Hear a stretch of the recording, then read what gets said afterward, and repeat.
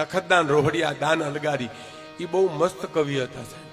દાન અલગારી મસ્ત કવિ. એને એક એવી કવિતા લખી ભાઈ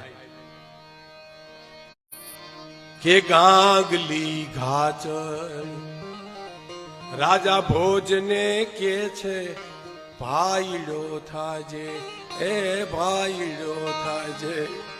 તખતદાન દાન અલગારી ભરતભાઈ બેઠા છે ને, દાન અલગારી ગાંગલી ઘાચર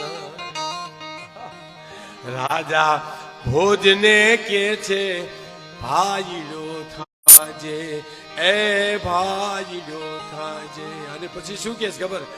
એ જી નામ કમાવા તું તો વાપરે નાણા, મારે વાપરવા વેણ ઘાચર રાજા ભોજને કે છે ભાઈડો થાજે એ ભાઈડો થાજે. અને એક કરી સાંભળજો કે જ્યાં લગી ઘાચર ગાંગલી રેશે, જ્યાં લગી ઘાચર આ દુનિયામાં ગાંગલી રેશે, ત્યાં લગી જ રાજા ભોજ ઘાચર રાજા ભોજને કે છે ભાઈડો થાજે એ ભાઈડો.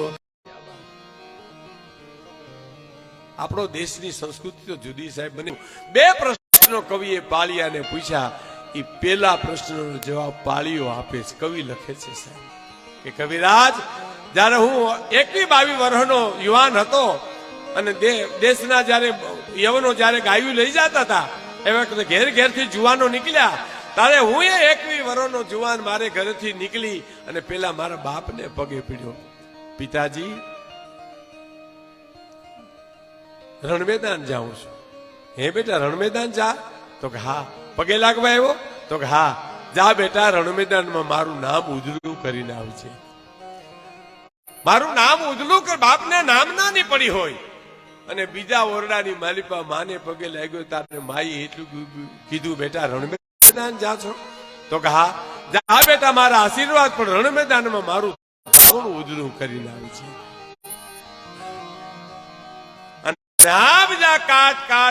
કાટ પગથિયા ઉતર્યો. બેન ના સુકન જોઈને ઉતાવળો હાલવા માંડ્યો. તારી બેને પૂછ્યું ભાઈ ઉતાવળો કેમ? તો કે રણ મેદાન જાઉં છું, સમરાગન જાઉં છું. એમ? તો કે હા. પિતાએ કીધું નામ ઉધનું કરી આવજો? તો કે હા. માએ કીધું ધાવડું ઉધનું કરી આવજો? તો કે હા. હું તારી બેન એમ ભગી નહીં બોલાવે ભાઈ ને હેતે શરીર ધરીને હાથ, વિજય પામજે વીર તું સુરાનો કરજે સંગાત, દુશ્મનનો દાટ વાળી અને માંડવામાં જવતુલ હોમવા માટે વેલું આવશે.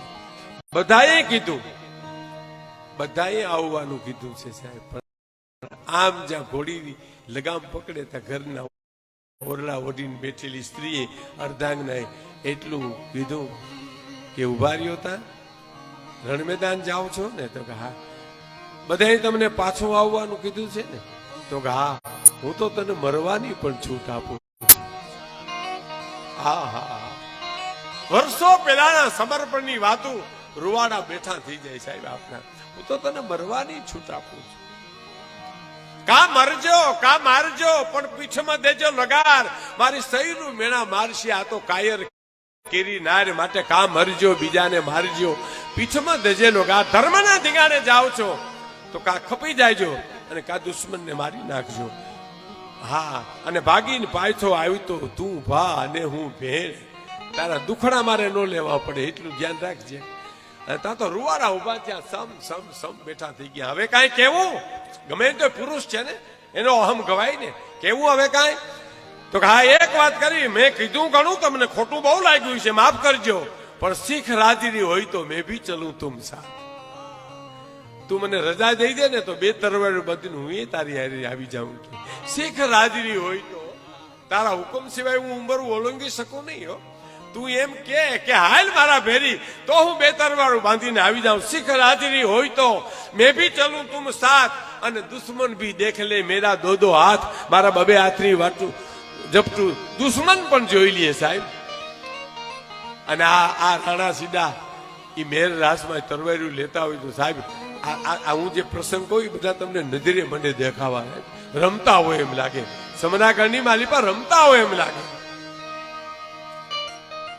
અને પછી ક્ષત્રિય એટલું કીધું. પાળીઓ જવાબ આપે છો કે કવિરાજ સાંભળ.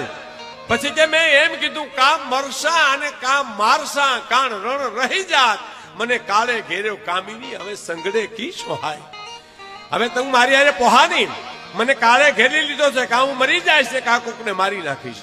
અને ઘોડલી વેતી થઈ બગડતા ધમા ધમા બગડતા ધમા ધમા બગડતા હાકડી શેરી આવીને એમાંથી ઘોડલી નીકળી. દીકરી આડી ઉતરી 7-8 વર્ષની. આમ હાથ કર્યો વરોડી જેમ 9 ગણ આડી ઉતરી હતી એમ. ઘોડલી ઉભી ગઈ.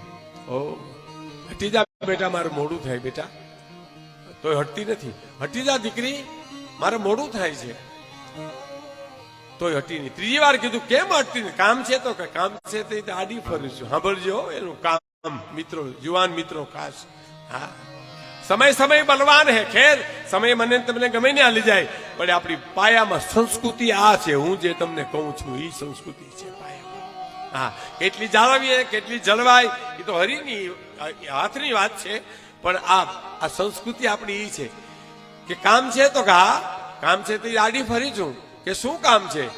હવે 7-8 વર્ષની દીકરી સમરાગઢમાં જાતા રણ મેદાનમાં જાતા જુવાનને કહે છે કે અમે અહીં 4-5 દીકરીઓ શેરીને નાકે ઢીંગી પોતીએ રમીએ છીએ. તમે રણ મેદાનમાં જાઓ છો ને તો હા તો પાછા આવો ને તે દુશ્મનનું માથું લેતા આવજો. ઢીંગલા ઉપર ચડાવવું છે. ઓહો આ તો છાતી ગજગજ મંડી ભૂલવા. જીવતો હોઈશ તો લેતો આવીશ દીકરી નકર કોકની હારે મોકલી દઈશ. પણ તારા જેવી 7-8 વર્ષની દીકરીઓ ઢીંગી પોતીએ જ્યાં સુધી રહે ઢીંગી પોતીએ રમશે ત્યાં સુધી મારા દેશની સંસ્કૃતિનો વાળ વાંકો નહીં થાય કોઈ દિવસ. કોઈ દી વાળ વાંકો નહીં થાય. અને ઘોડલી ગઈ સમરાગઢમાં જાકા જીક બોલી અને પછી પાળીઓ કે છે બીજી વાત તને કરી દઉં. હવે ઈ સમરાગઢમાં તો ગયા કામે આવી ગયા એટલે હું અહીંયા ખોડાનો પણ મને કોણ રંગી ગયું ઈ તને કહી દઉં. શું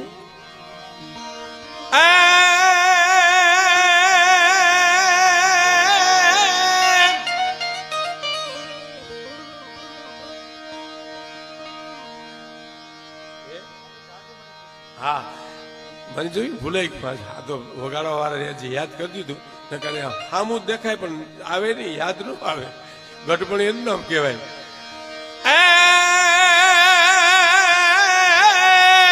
આ કડી અદભુત છે કે હજાજુ હવે મન પૂછ મારે કવિ આયા મન કરવા દે વિશ્રામ રે આયા મન કરવા દે વિશ્રામ. પાળીઓ બોલ્યો કવિરાજ હવે મને જાજુ પૂછમાં મને આ વિહામો લેવા દે. હવે જાજુ એ પણ હવે જાજુ હવે જાજુ મન પૂછ મારે કવિ આયા મન કરવા દે વિશ્રામ રે મને કરવા દે વિશ્રામ. હવે કેમ રંગાણો સાંભળી લે. જેના સેથી ના સિંદૂર ભૂષાણા એના રંગે આય રંગાણા. જેના સેથી ના સિંદૂર ભૂષાણા એના રંગે આય રંગાણા. એ જાજુ હવે મન પૂછ મારે કવિ કરવા દે વિશ્રામ રે મને કરવા દે વિશ્રામ. તેથી ના સિંદૂર ભૂષાણા એના રંગે આય રંગાણા. તેથી ના સિંદૂર ભૂષાણા એના રંગે આય રંગાણા. આખા દરિયાવની પારી એક જુવાન સૂતો છે સાહેબ. છેલ્લા શ્વાસ લે છે. ઈશારો કરી એક જુવાનને બોલાવે છે. સૈનિકને બોલાવે તરવાર સામે જોઈને કે છે કે આને ઈ ધાણીએ કે જે રે આને નિશાનીએ કે જે.